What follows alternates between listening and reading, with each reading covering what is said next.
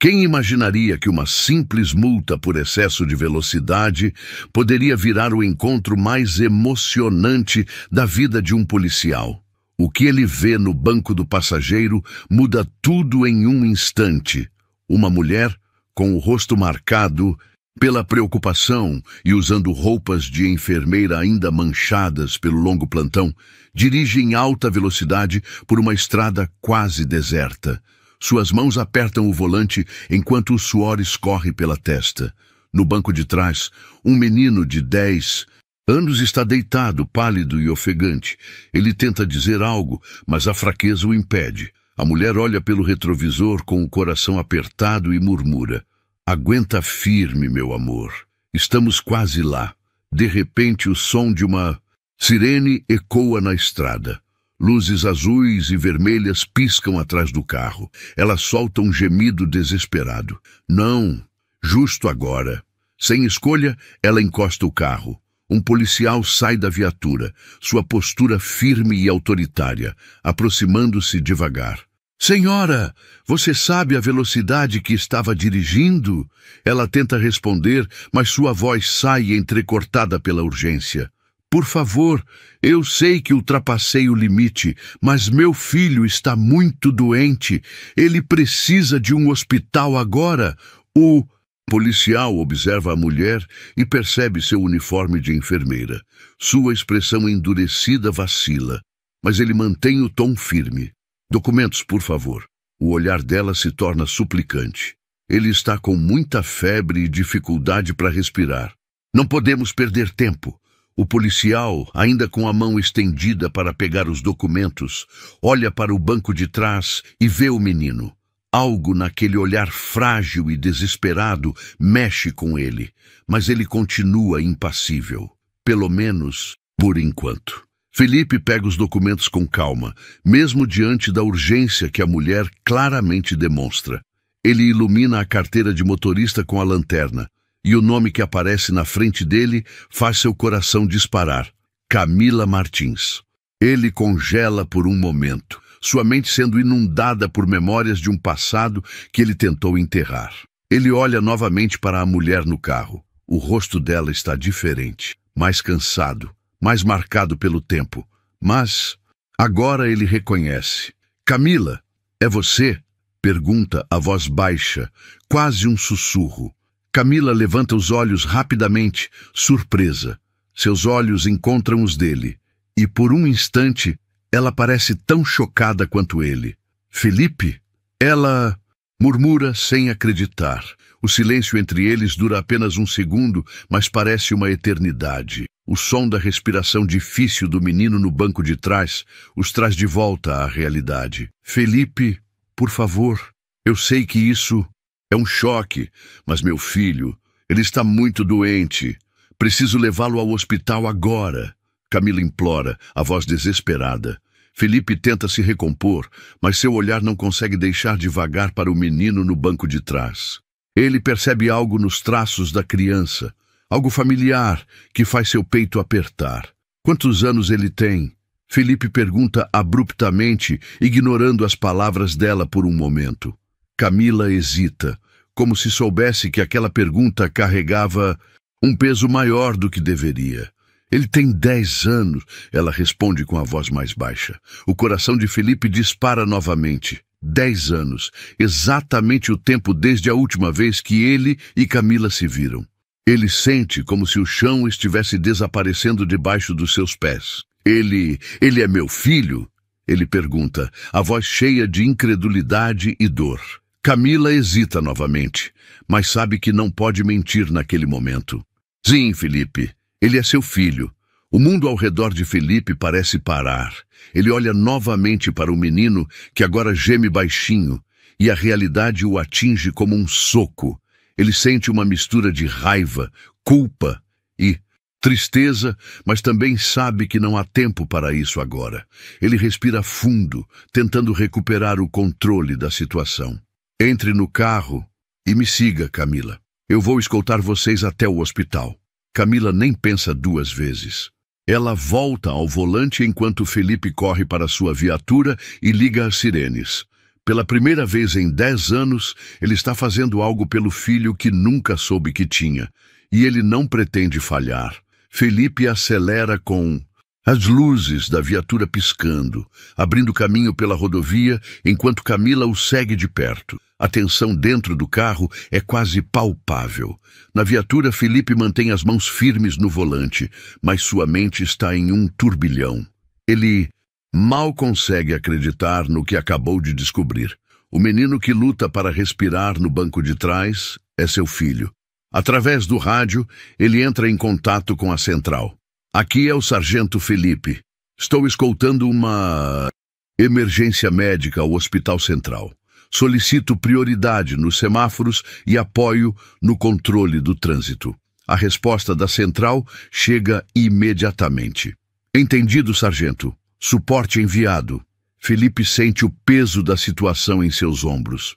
Ele olha pelo retrovisor várias vezes, vendo o carro de Camila logo atrás.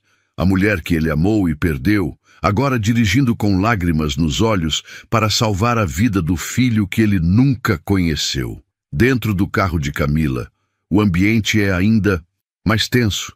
Ela olha constantemente para o banco de trás, onde Lucas está pálido e gemendo. Aguenta firme, meu amor. Estamos quase lá.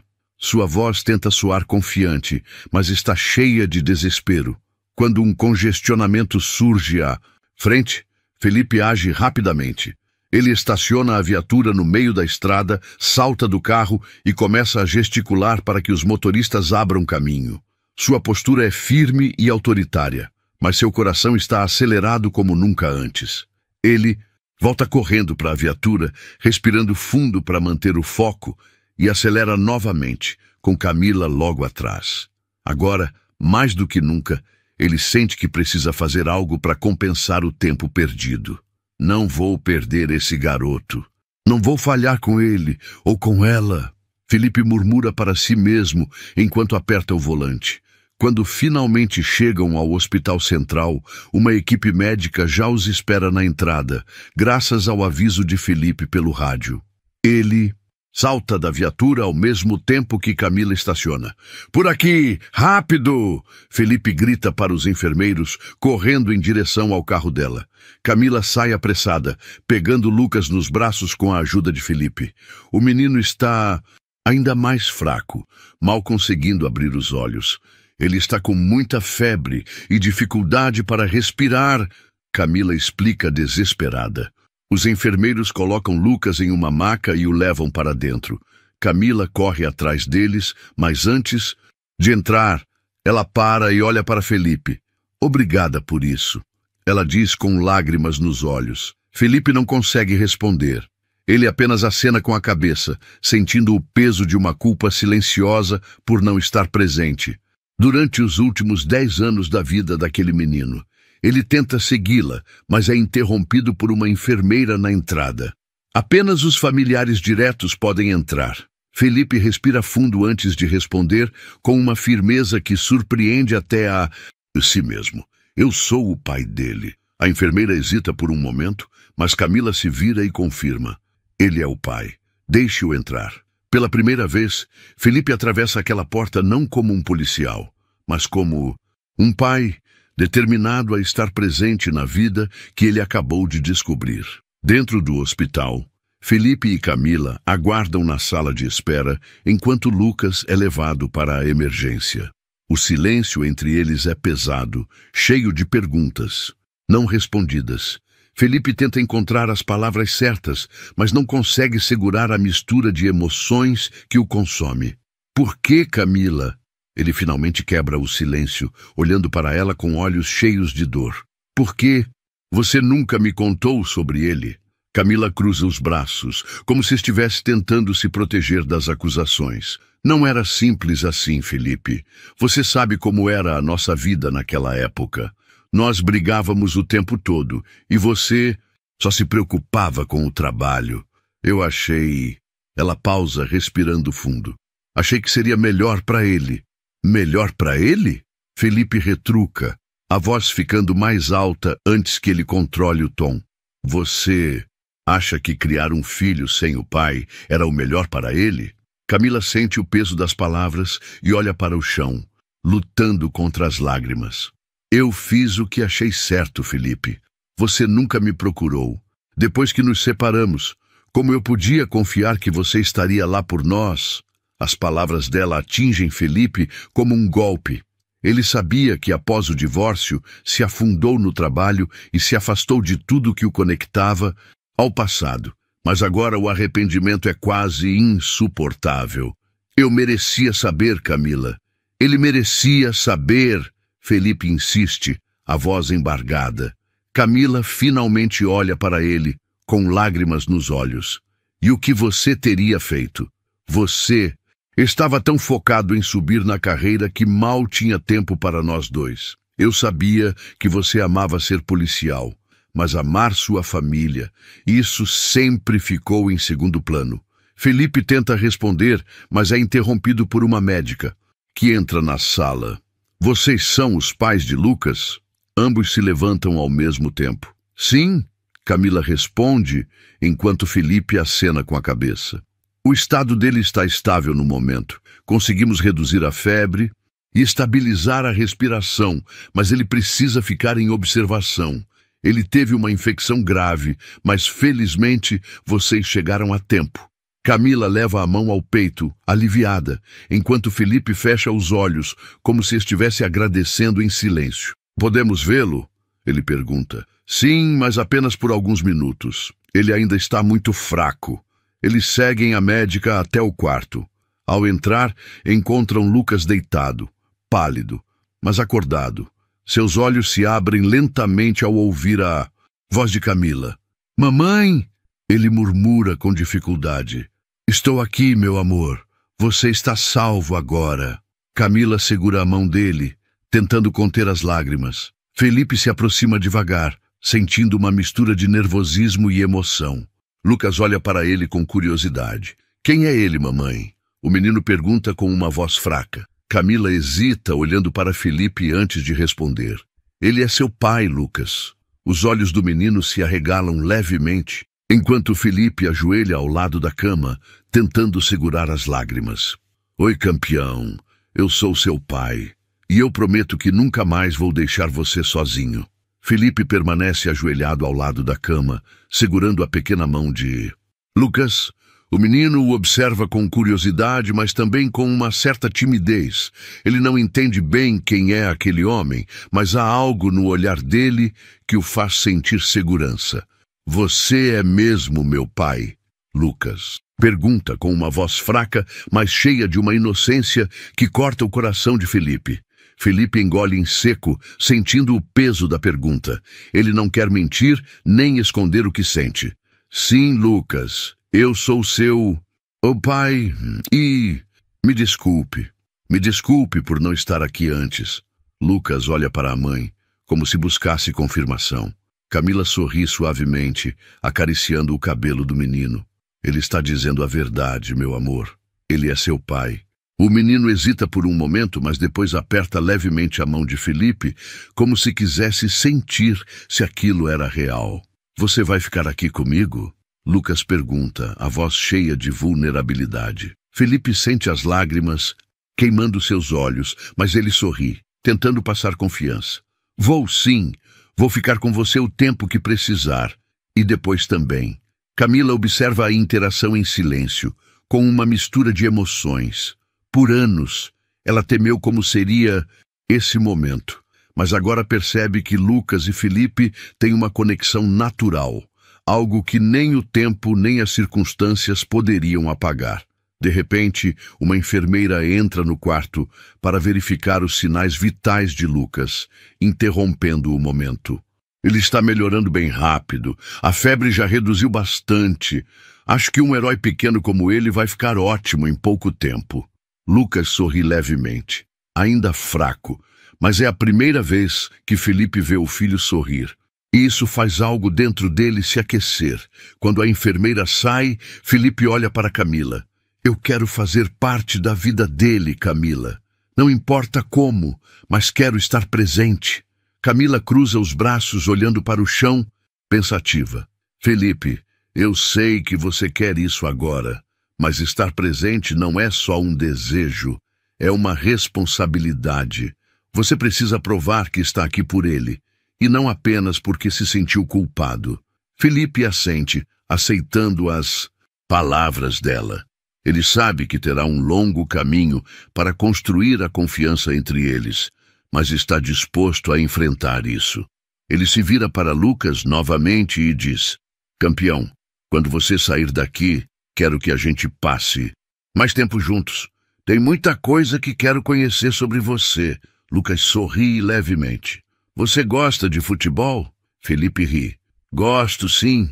Quem é o seu time? Flamengo! Lucas responde com mais entusiasmo, o que faz Camila rir pela primeira vez desde que chegaram ao hospital. Aquele pequeno momento de normalidade traz um alívio para todos.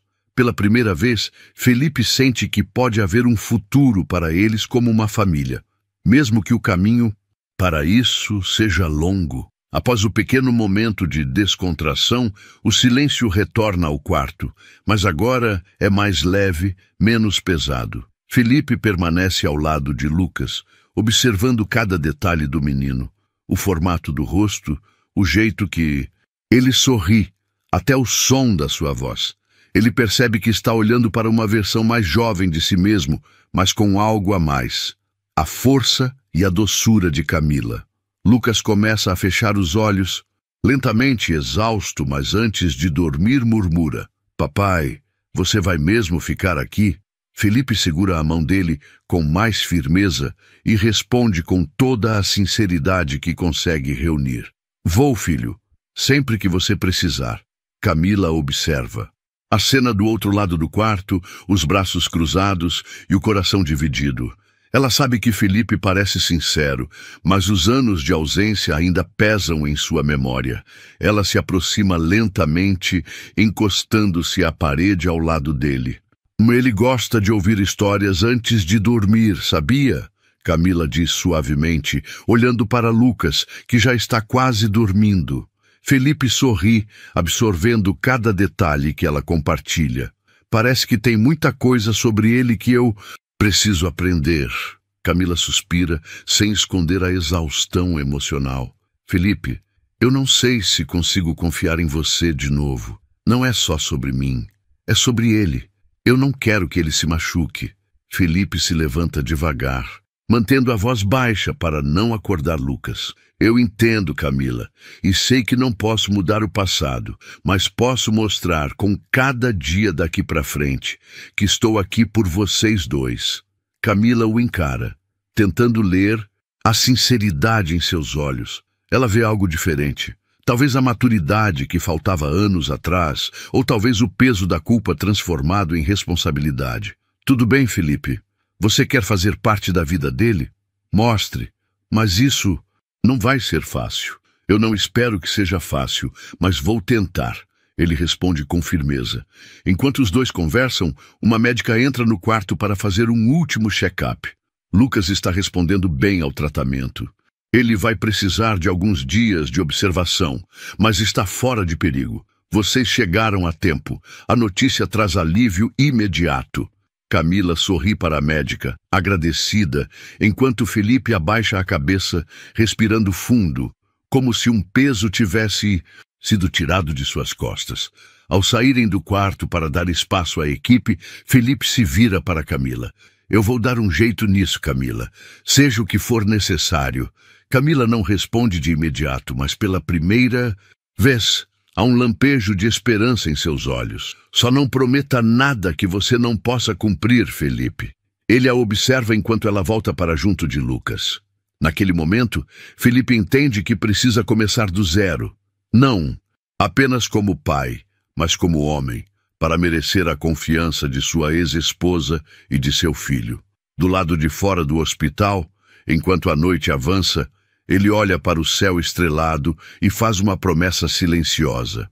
Eu não vou falhar com eles de novo. Essa história mostra como, às vezes, o destino cria caminhos inesperados para reconectar pessoas que o tempo e as circunstâncias separaram.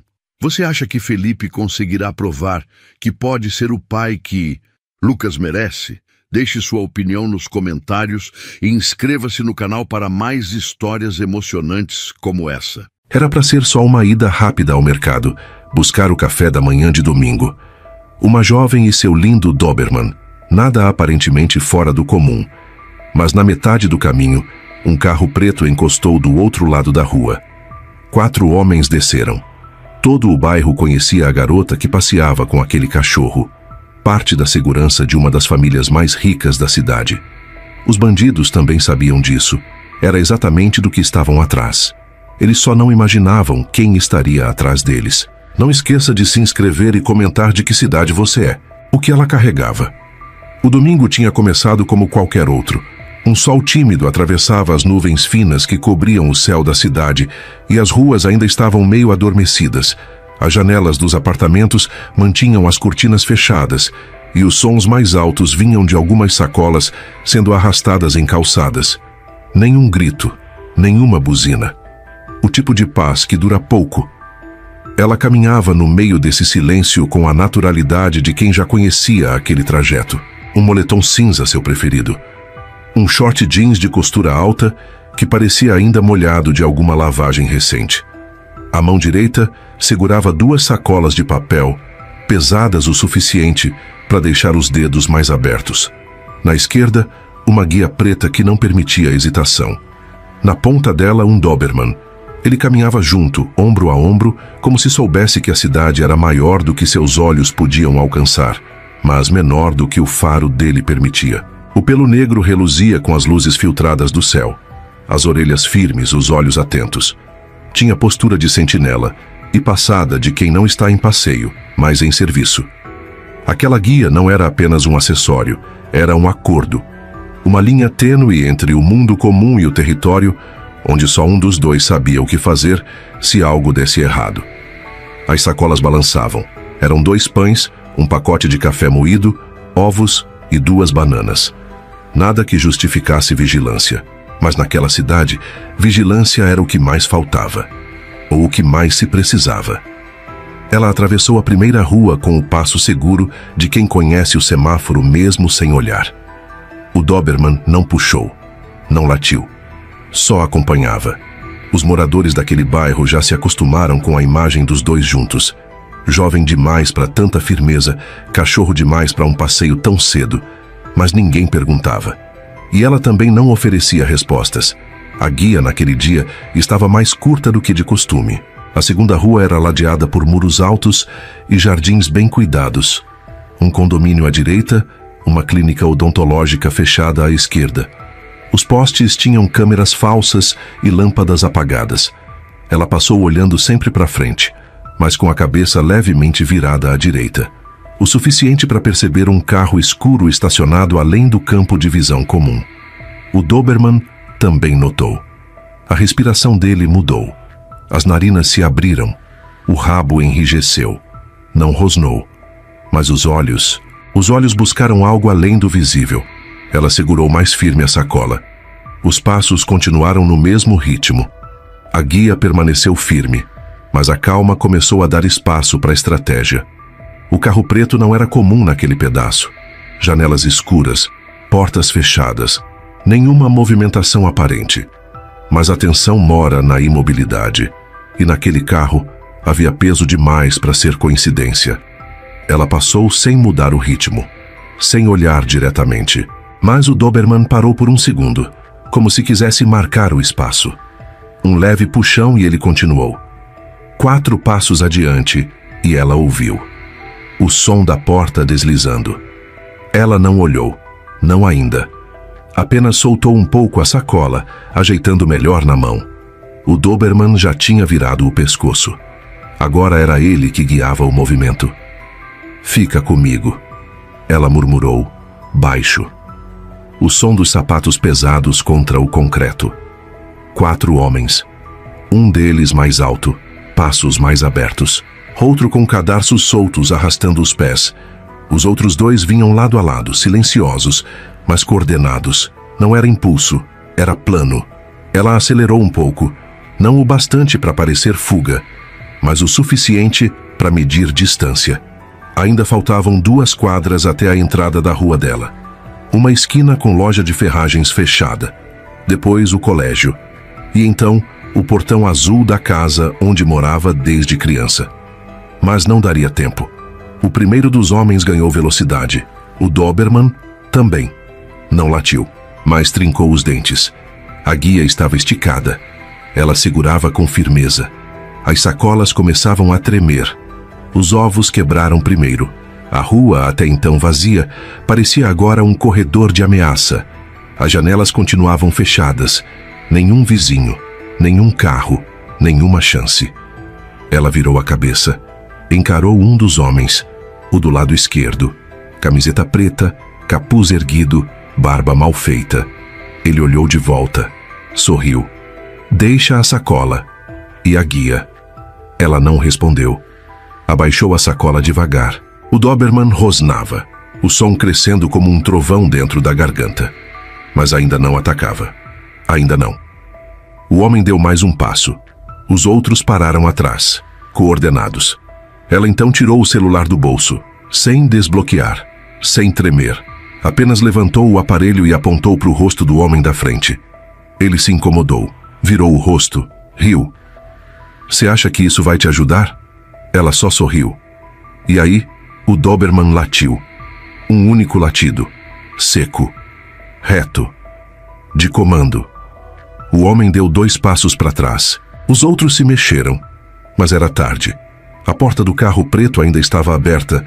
Do banco traseiro, desceu outro Doberman, mais forte, sem coleira, sem guia, sem hesitação. Ele avançou como flecha. Ela não se moveu. A rua virou cena de guerra. E eles, os 4, descobriram tarde demais. Ela não estava com um cachorro. Estava com 2. E o segundo não era de estimação. Era de segurança. Era da família. Daquela que ninguém ousava tocar. Agora era tarde. E eles tinham tocado. Quem deu o comando? O grito veio do terceiro homem. O mais jovem, o mais impaciente. Ele tentou correr antes dos outros, mas foi o primeiro a cair. A bocada do segundo Doberman pegou de raspão, mas o bastante para rasgar a barra da calça e o orgulho. Caiu de lado. Tentou se arrastar, mas o cachorro rosnavam já a menos de 1 metro. E então, pela primeira vez, ele viu. O olhar de um animal que não late, reage. O Doberman não era qualquer cão de guarda.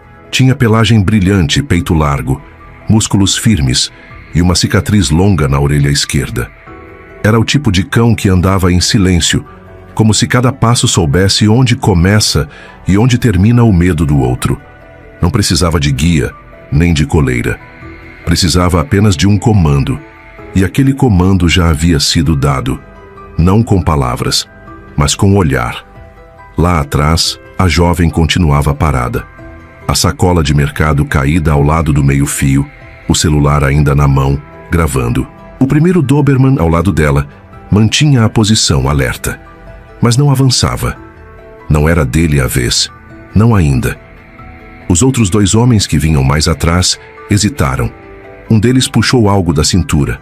Talvez uma arma, talvez uma faca. O movimento foi rápido, mas o som que veio depois foi mais. Era o segundo Doberman, agora vindo pela lateral, no flanco. Pegou o sujeito pelo pulso antes que ele pudesse pensar. O impacto foi seco, violento, com o peso de 20 ataques em um só. O homem caiu. O braço estalou. O grito ecoou na rua vazia.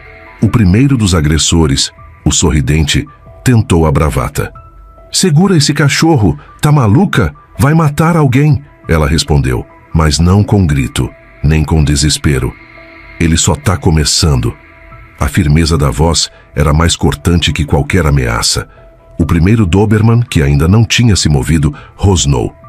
Baixo, como quem confirma, o próximo passo é meu. O quarto homem, que ainda estava de pé, avaliou a situação. 2 no chão, um tentando correr com o tornozelo torcido. A mulher ainda parada. 2 Dobermans, um solto, outro sob comando. E os vizinhos? Nenhum. Só o som distante de um portão batendo e o zunido de uma sirene lá longe. Tempo suficiente para muito acontecer, ou para muito acabar. Ele tentou fugir. Correu na direção do carro preto que ainda estava com a porta aberta. Mas o segundo Doberman, mesmo com a boca suja de barro e o sangue escorrendo do focinho, girou o corpo e avançou de novo. Não latiu, não hesitou, só correu. E ele sabia. Se chegasse até o carro, talvez escapasse. Mas não chegou. O cachorro saltou, 2 metros de ar. O impacto o derrubou no chão com a violência que só a lealdade treinada conhece. E ali, sem conseguir levantar, o homem desistiu. Levantou os braços. Tá bom, chega, chega. E a voz dela veio, simples, direta. Recua. O segundo Doberman obedeceu. Deu 3 passos para trás, o olhar ainda fixo, o corpo ainda pronto, mas obediente. Na calçada, a jovem andou. Pegou a sacola do mercado, ajeitou os ovos quebrados e olhou para os 4 homens no chão. Um gemendo, 2 calados, o outro com o rosto virado para a parede. Ela olhou para o Doberman ao seu lado. Fecha. E ele foi. Passos firmes, rente aos corpos, olhando um a um, cheirando, reconhecendo, memorizando. O terceiro homem, o primeiro a cair, arriscou. Quem é você? Ela parou. Eu sou só a garota do café da manhã. Mas ele insistiu. Isso é treinamento militar? Isso é da polícia? Ela sorriu. Isso é só o que acontece quando vocês esquecem que cachorro não é enfeite. E mulher não é alvo. O segundo Doberman voltou para perto do carro preto. Sentou-se, de frente para o portão do condomínio ao lado, como se soubesse que dali em diante nada mais aconteceria, pelo menos não sem aviso. A jovem pegou o celular, encerrou a gravação, ligou. Pode vir, tá feito. Do outro lado da linha, uma voz grave. Tem algum ferido grave? Só no ego. E o protocolo? Seguido. Ela desligou. Os homens no chão não entendiam. O Doberman do lado dela latiu, dessa vez alto. Um aviso. A Honda vinha vindo. E com ela, um carro preto. Outro. Blindado. Sem placa visível. O motorista desceu. Terno, fone no ouvido, olhar profissional. Está tudo sob controle? Ela assentiu. Só precisamos limpar e levar os vídeos. O homem olhou os 4. Deixe comigo. Ela não esperou. Entrou no carro. O Doberman ao lado. O outro ficou, com o agente. Antes de a porta se fechar, ela olhou para trás. Não deixem nenhum deles esquecer. O carro arrancou. Na calçada, os 4 ainda estavam no chão. O agente se abaixou. Mostrou a tela do celular. Era o vídeo, as imagens, a humilhação. Isso aqui não foi só para vocês. Eles engoliram em seco. Isso aqui é para ensinar. E ninguém mais falou nada. O que eles não pesquisaram o vídeo daquela manhã nem precisou ser postado em rede social para fazer efeito. Nem foi enviado a ninguém fora do círculo da família. Só bastou circular dentro do próprio sistema. Os grupos de vigilância particular, os fóruns privados entre ex-militares, os contatos de segurança corporativa. Em menos de 12 horas, já estava em todas as telas que importavam. E aqueles 4 nomes estavam marcados. A garota continuou sua vida como se nada tivesse acontecido. Na manhã seguinte, foi trabalhar com a mesma roupa simples, moletom cinza e cabelo solto. O Doberman caminhava ao lado, como sempre, mas agora, mesmo quem não sabia quem ela era, abria caminho. Os vizinhos já comentavam, os comerciantes já sabiam, e os próprios bandidos, esses tinham desaparecido. Cada um se escondeu de um jeito, mas não adiantou, porque o que eles não sabiam era que não estavam lidando com qualquer garota. O histórico de segurança da família incluía uma longa ficha de treinamentos, especializações e protocolos. E ela fazia parte disso desde os 15 anos. O cachorro? Parte de uma geração de Dobermans treinados para contenção urbana, leitura corporal e resposta a ameaças de curto alcance.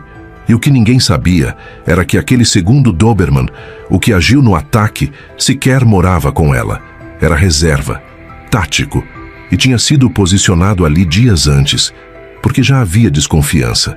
Ela sabia que seria seguida, sabia que alguém faria contato e sabia o que fazer com isso. Do outro lado da cidade, em um apartamento pequeno e abafado, 2 dos agressores se escondiam. A televisão ligada no volume mínimo, a luz apagada. Um deles, o mais novo, tremia. Acha que ela vai atrás? Ela não precisa, disse o outro. Aquilo era só aviso. O recado já está dado. E se ela solta os vídeos? Pior que isso. E se ela nem precisa? Eles tinham razão em temer. Porque o vídeo não era o fim. Era o começo. A gravação continha rosto, voz, roupa, movimento. E já estava em mãos certas. Em outro bairro, a central de segurança da família assistia em silêncio. O responsável pelo setor de contra-inteligência pausou em um momento específico. O instante em que um dos homens ergue a mão para tentar afastar o Doberman e no movimento revela uma tatuagem no antebraço. Dá para ampliar isso? Dá, mas o sistema automático já bateu.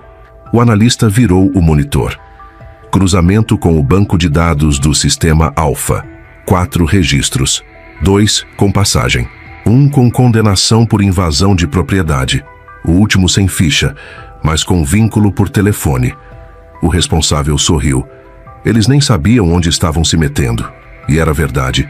Eles tinham achado que iam assaltar uma garota com um cachorro bonito, mas estavam atacando a representante operacional de um clã com braços em vários setores: transporte, construção, agro, política local. E pior, uma das filhas preferidas de um homem que não perdoava a ameaça. O celular dela tocou no fim da tarde. Eles sumiram, disse a voz do outro lado. Vão tentar sair da cidade? Talvez, mas tem um deles que ficou. O que tomou a mordida no braço. Estava internado até ontem. Não deu nome verdadeiro. Mandaram gente? Já temos o endereço. Quer que eu vá? Ela pensou por alguns segundos. O Doberman olhava para ela, como quem pressente a mudança no tom de voz. Não, eu mesma vou. A resposta foi respeitada sem discussão. À noite, ela saiu. Roupas escuras, jaqueta leve, cabelo preso. O Doberman com o peitoral reforçado. Não era um ataque. Era uma visita. O endereço era simples. Pensão na Zona Norte. Quarto número 4. Cortina fina na janela. Luz fraca. A porta semi-aberta. Ela subiu sem fazer ruído. Bateu 2 vezes. E esperou. O homem demorou a abrir. Quando abriu, os olhos arregalaram na hora. A boca tentou formar uma desculpa, mas o corpo congelou. Ela não deu tempo. Só vim avisar. Eu não sabia. Não era para ser assim. Era para ser o quê? Ele baixou os olhos. Era só uma bolsa. Um susto. Ela respirou fundo. O Doberman não rosnava, mas também não piscava. Era uma estátua pronta. Você olhou para mim como se eu fosse fraca. Ele não respondeu. Só que eu não sou fraca, e nem preciso provar isso. Me desculpa. Ela inclinou o corpo para frente. Desculpa é o que se diz para quem você ama. O que você me deve é outra coisa. Ele engoliu seco. O quê? Silêncio. Para sempre. E distância. Ele assentiu, trêmulo. Ela se virou. Mas antes de sair, falou sem olhar. E se mais alguém vier, diz que aqui não tem mulher indefesa. Tem sistema. Desceu as escadas sem correr. O cachorro no ritmo exato. No portão da pensão, 2 homens esperavam do outro lado da rua. Terno, celular no ouvido. Não falaram com ela. Nem precisaram. No dia seguinte, o quarto estava vazio. E o vídeo sumido da nuvem. Só quem precisava tinha. E quem tinha, já entendeu o recado. A cidade agora conhecia o nome dela. Não porque ela quis, mas porque os outros fizeram questão de espalhar. Como um aviso, como uma lenda, como uma sombra que ninguém quer cruzar.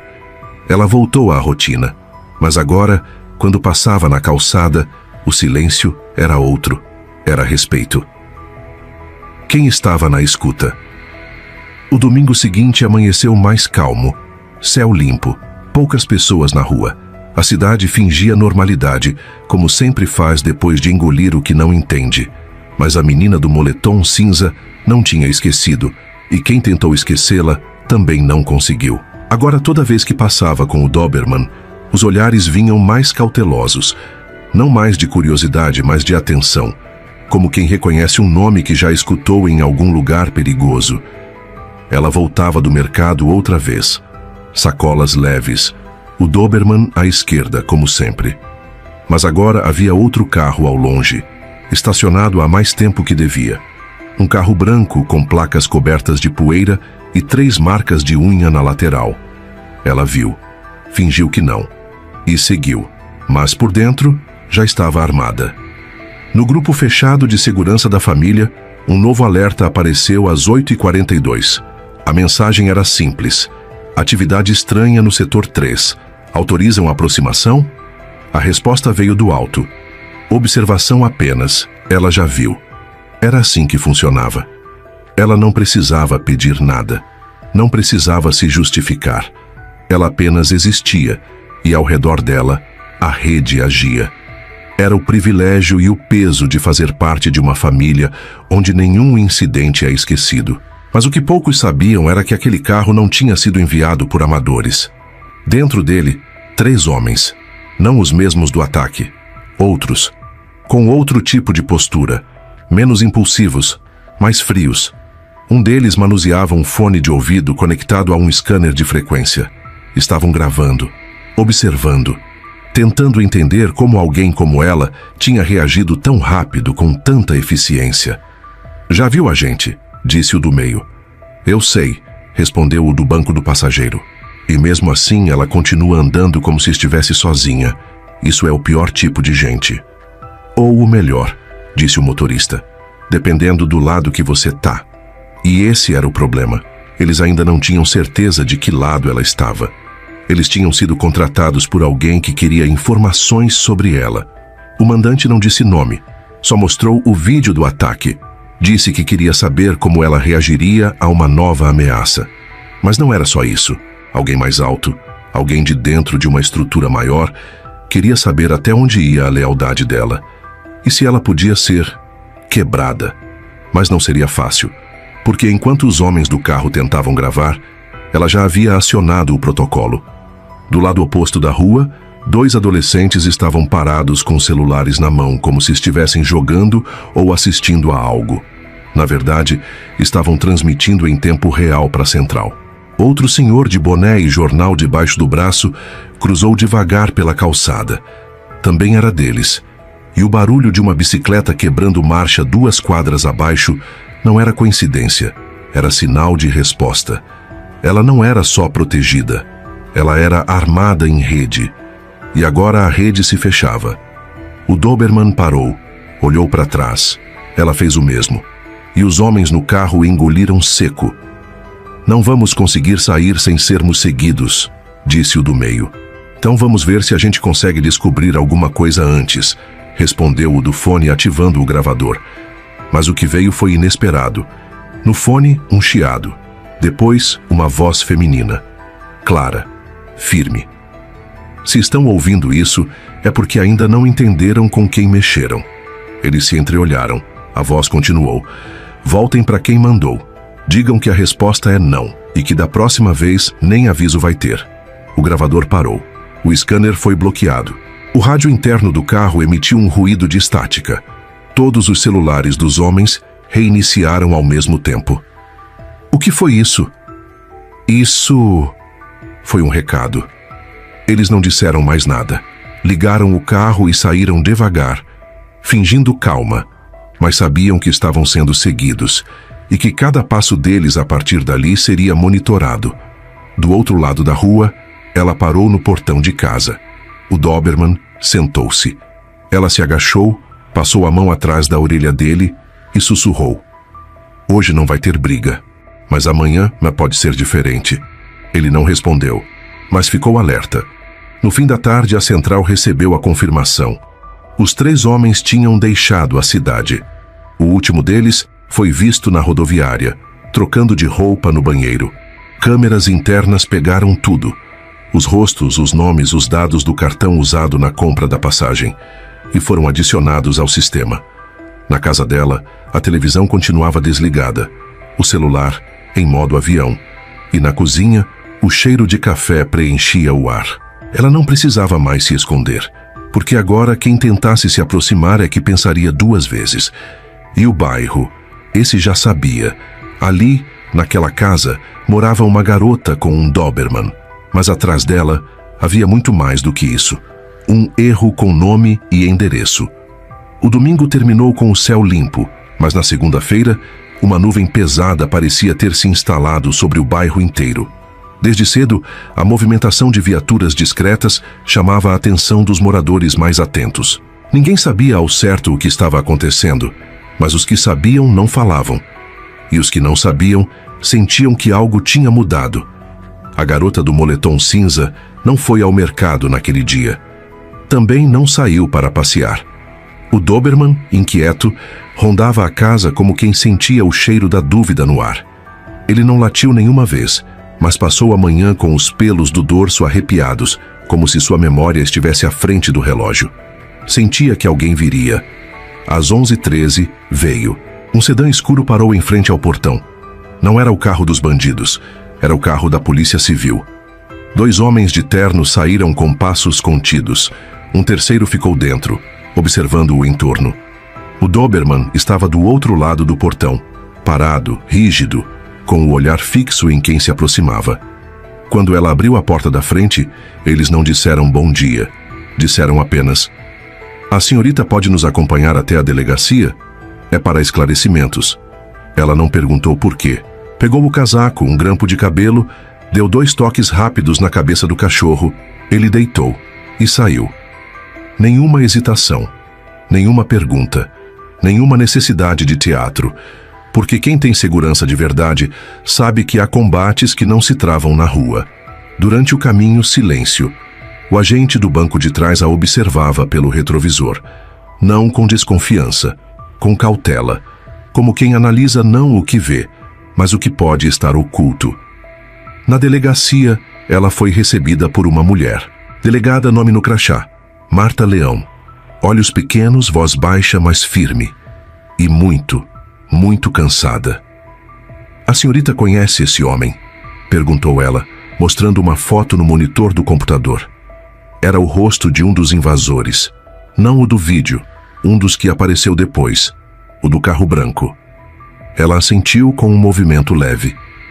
"Ele morreu ontem à noite, na saída da rodoviária. 3 tiros. Queima-roupa. Ninguém viu nada." Ela continuou olhando a tela. Não sorriu. Não se mexeu. "Sabemos que ele esteve observando a sua residência. Temos imagens dele no mercado, na esquina da sua rua, na loja de conveniência. Tudo nas últimas 48 horas. E sabemos que ele não estava sozinho." A delegada virou a tela. Fotos dos outros 2. Placas, trajetos, datas, rastros. "Por que eles estavam atrás de você?" Silêncio. "Quem mandou?" Mais silêncio. "Senhorita, se você não falar, eu vou precisar pedir escolta temporária. A promotoria pode entender que sua vida está em risco, e o risco atinge terceiros. Isso pode se tornar uma operação de alto nível." Ela finalmente falou, com a mesma calma de sempre. "Eu nunca estive sozinha." A delegada se recostou. Observou. Depois, sem mudar o tom, perguntou: "Isso é uma ameaça?" É uma resposta. Silêncio. "Muito bem." A delegada digitou algo rápido. "Estamos levantando as conexões desses homens com quadrilhas da região norte. Mas tem um nome que aparece ligado a eles. Um nome antigo. E que, curiosamente, já foi investigado em um caso de sequestro há 8 anos. Um caso que envolve a mesma família onde você trabalha." Agora ela piscou. Só uma vez. "Você quer mesmo continuar dizendo que não sabe?" Ela cruzou os braços, fixou o olhar na parede e disse: "O que eu sei não vai mudar o que já está acontecendo. Quem mandou esses homens já decidiu que não vai parar. E quem protege o que é meu já decidiu que não vai ceder. Você sabe que isso não é jogo de criança. Sei que não foi criança que mandou eles para cima de mim." Silêncio de novo. A delegada suspirou. "Se eu te deixar ir, não vai ter recuo. Eles vão continuar vindo." Eu não recuo. E era verdade. Horas depois, ela saiu da delegacia sem escolta, sem proteção pública, sem qualquer tipo de medida oficial. Mas não saiu sozinha. Do outro lado da rua, estacionado desde antes do almoço, um SUV prata esperava. Vidros escuros. Um homem de terno preto abriu a porta do carona. Ela entrou. Nenhuma palavra, só um gesto. O dedo indicador contra o lábio, como quem diz que o silêncio vale mais que qualquer versão. A viatura da delegada passou atrás do SUV, mas não interveio. Apenas registrou e seguiu. À noite, de volta em casa, ela acendeu a luz da varanda. O Doberman estava deitado, mas os olhos fixos. Ela se sentou ao lado, ligou o rádio portátil e esperou. Às 20h17, o canal 8 entrou no ar. Confirmação do alvo 1, neutralizado. Silêncio. Alvo 2 em movimento, monitorando. Não há risco iminente. Ela não respondeu. Mas o Doberman abanou o rabo uma vez. O bairro dormiu tranquilo aquela noite. Mas ela sabia que não era o fim. Porque uma morte não encerra um cerco. Só muda os rostos que vêm depois. E o próximo erro já tinha nome e endereço. Ainda tinha alguém lá fora. A madrugada ainda era dona da rua, quando ela se levantou sem som. O relógio da cozinha marcava 3h11, mas o corpo já estava desperto desde antes. Nem sonho, nem barulho. Só aquele instinto de quem vive em campo minado. Dorme leve, acorda pronto. Na janela dos fundos, a cidade respirava em silêncio. A luz do poste mal iluminava a calçada da frente, mas dava para ver o contorno do portão e do carro velho que, de novo, havia parado do outro lado da rua. Ninguém dentro, ninguém fora. Mas o cheiro de armadilha é mais forte que o cheiro da gasolina. O Doberman já estava de pé, pupilas dilatadas, sem latido, mas com os músculos tensos como se o chão inteiro fosse explodir. Ela não falou. Só passou a mão atrás da orelha dele e confirmou que estava na hora. O mesmo movimento, o mesmo código, desde a primeira vez. Desceu até a cozinha, abriu a última gaveta da estante e pegou o botão de contato. Não era vermelho, nem piscava, mas falava direto com a central.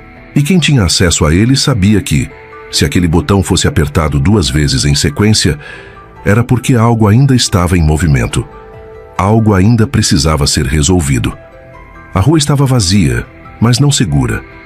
Às 3h27, uma moto cruzou devagar a esquina. Capacete espelhado, farol baixo, mochila nas costas. Passou pela frente da casa como se estivesse perdida. Não parou. Mas os olhos dela seguiram cada passo. E o Doberman rosnou. Não alto, mas do tipo que arrepia até quem já não teme nada. Ela foi até a porta da frente. Abriu devagar. Não ligou a luz da varanda. Só observou. O portão da vizinha ainda rangia com o vento. A rua seguia em silêncio. Mas em cidades como aquela, o perigo não vem no grito. Vem no intervalo entre 2 sons. Às 3h42, a central respondeu. Um som seco no rádio portátil. Canal 8 sintonizado. Movimento nas 3 quadras. Reforço em perímetro. Não atue sozinha. Ela respondeu sem hesitar. Já estou com o que preciso. O cachorro estava à esquerda dela, como sempre. Peitoral firme, guia solta, olhos vidrados na calçada. Ela deu 2 toques com a mão na lateral da perna. Ele avançou até o portão, sentou-se, mas não desviou o olhar. Parecia conversar com o escuro, ou desafiar quem se escondia dentro dele. Do outro lado da rua, a moto voltou. Dessa vez mais devagar. Parou no fim da calçada. O homem desceu.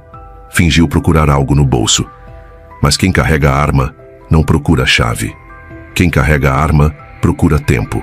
Ela avançou 3 passos. O cachorro também. A respiração dela seguiu firme. Mas a mão, agora livre da guia, já estava no bolso da jaqueta. O botão da central apertado uma vez. Nada aconteceu. O homem se virou. Deu 2 passos em direção à calçada. Ela então falou. Se der mais um passo, nem precisa correr. O homem parou. A mão continuou no bolso.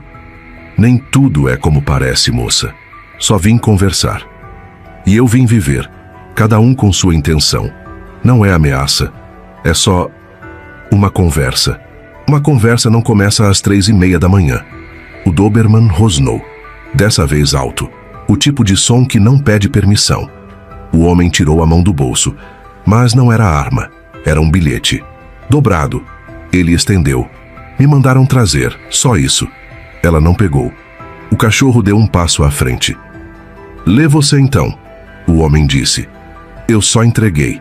Ela não se moveu, mas o rádio portátil chiou outra vez. Movimento detectado, retirada autorizada, canal livre. O homem entendeu que o tempo tinha acabado. Colocou o bilhete no chão. Recuou 2 passos, não correu, não desafiou, só voltou para a moto, ligou e saiu. Silêncio de novo. Ela se aproximou, pegou o papel, abriu, leu. Só uma frase. Você sabe com quem mexeu e sabe que ainda não acabou. Ela não sorriu nem reagiu. Só guardou o papel no bolso, voltou para dentro de casa, fechou a porta e sentou-se de costas para ela. O cachorro deitou aos pés. Ali no chão frio da sala ela sabia. O verdadeiro ataque ainda estava para acontecer. O que viria agora não era sobre ela. Era sobre a estrutura que a sustentava. E ela teria que escolher. Agir sozinha ou acionar tudo o que ainda estava adormecido por trás das câmeras. Ela desligou o rádio, olhou para o cachorro e disse: a próxima madrugada vai ser nossa. Ele não respondeu, mas ficou acordado. Porque o que vem depois do susto é o acerto. E quem acerta não avisa. Chega. Ela não precisa mais avisar. O sol ainda estava se escondendo por trás dos prédios baixos quando ela saiu de casa com o cabelo preso, a mesma jaqueta de sempre e o Doberman ao lado. Mas aquela manhã tinha algo diferente. Na mochila, nada além do necessário. Na expressão, nenhuma hesitação. Era o tipo de saída que só quem decidiu agir conhece. E dessa vez, ela não estava esperando a próxima ameaça bater no portão. Já tinha ido atrás. Não ligou para a polícia. Não chamou reforço. Não pediu permissão. Porque o recado da última madrugada já dizia tudo. Alguém ainda achava que podia vencer no cansaço. Que se ameaçasse de novo, ela recuaria.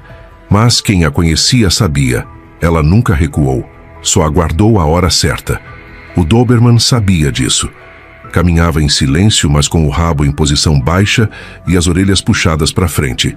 Ele não andava atrás, nem ao lado. Ele ia junto, como sombra, como arma. Ela pegou um ônibus, desceu 3 bairros depois. Atrás de uma loja de autopeças, entrou em um beco. Bateu 2 vezes na porta de ferro. Um olho apareceu pela fresta. Identificação. Não falo com buraco. Ela respondeu.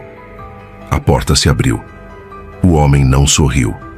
Apenas deu espaço. Lá dentro, 3 computadores, 5 monitores, 2 rádios militares e um drone desmontado sobre a mesa. Sabia que você ia vir. Então me diz para onde eles foram. Ele girou um monitor. A tela mostrava a frente de um galpão. Endereço. Hora. Um carro conhecido. Foram para lá depois do bilhete, esperando reação. Mas estão armados. E não tão sozinhos. Eu também não. Ela saiu sem agradecer. Pegou outro caminho, mais longe. Um terreno baldio. Uma casa com muro alto e câmera improvisada. Bateu na porta com a ponta da bota. Um homem velho abriu. Preciso de uma coisa, ela disse. Ele a olhou. Depois olhou o cachorro. Assentiu. Voltou com uma maleta cinza. Só devolve inteira, como da última vez. Ela saiu dali com o coração batendo do mesmo jeito que batia no primeiro ataque. Mas agora não era medo. Era pulso. Era memória. Quando chegou na frente do galpão, já era tarde demais para qualquer conversa. 2 homens do lado de fora. Um terceiro de costas, mexendo no celular. Ela atravessou a rua com passos lentos. O Doberman parou a 3 metros do portão. Um dos homens se virou. Quem é você? Ela abriu a mochila, tirou a foto do bilhete que tinha recebido e mostrou. Você não aprendeu? Isso foi só um aviso, disse o segundo homem. E isso, ela disse, é a resposta. O Doberman latiu, só uma vez, mas foi o bastante. Do telhado ao lado, um drone se ergueu. Da casa da frente, 2 homens de terno preto surgiram. Da esquina, uma SUV prateada bloqueou a rua. E então o som seco. O estalo do botão sendo acionado. O mesmo botão da estante, mas agora em outra mão. Não era a polícia, era o sistema. 2 segundos depois, o portão foi arrombado. Dentro do galpão, um dos homens tentou correr. O Doberman o alcançou em meio salto. Outro sacou uma pistola. Foi desarmado com um golpe seco. O terceiro tentou apagar o sistema de câmeras. Não conseguiu. Ela entrou por último. Nenhum de vocês vai sair com a cabeça erguida, porque o que vocês tentaram fazer comigo, vocês fizeram com outras antes. Isso é vingança? Não. É justiça sem pausa. Do lado de fora, a rua se encheu. Não de curiosos, de aliados. Gente que até então observava em silêncio, mas que por ela agora vinha para a rua. Gente que viu, naquela garota com um moletom cinza e um Doberman, a coragem que não se aprende em manual. Se aprende apanhando, sobrevivendo, reagindo. Ela saiu do galpão enquanto os outros eram contidos. O cachorro andava na frente. O mesmo de sempre. Mas agora, todos sabiam o que ele era. Uma extensão da própria memória dela. No fim do dia, o vídeo da ação caiu nas redes. Mas não foi postado por ela. Foi vazado, de dentro. Tinha 3 minutos. Mostrava o rosto dos invasores. Mostrava o portão sendo aberto. Mostrava a rua em silêncio. E a legenda era só uma frase. Ela não avisou. Ela agiu. Nos comentários, milhares de nomes, cidades, estados. Gente que nunca a viu, mas se viu nela. E se você chegou até aqui é porque também sentiu. Porque alguma coisa nessa história falou com você. Então deixa seu like agora, para mostrar que quem resiste merece ser lembrado. Comenta de onde você está assistindo, porque talvez hoje a rua onde tudo aconteceu seja parecida com a sua. E se quiser mais histórias como essa, de quem não abaixa a cabeça, se inscreve no canal. O próximo vídeo já está a caminho. E a próxima garota pode ser alguém que você conhece